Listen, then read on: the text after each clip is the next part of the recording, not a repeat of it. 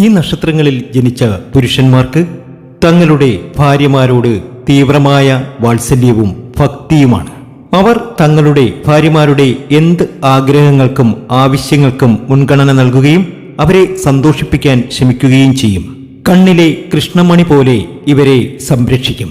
ആ നക്ഷത്രജാതകർ ഏറ്റവും അധികം സ്നേഹം നൽകുന്ന, തൻ്റെ ഭാര്യയെ പൊന്നുപോലെ നോക്കുന്ന ആ നക്ഷത്രജാതകർ ഇവരാണ്: അശ്വതി, രേവതി, പുണർദം, രോഹിണി, പൂയം, അത്തം, മകം, പുണർദം, മകയിരം, തിരുവാതിര, ചോതി, അനിഴം, പൂരം, വിശാഖം, ഉത്രാടം, ഉത്രട്ടാതി, ചിത്തിര.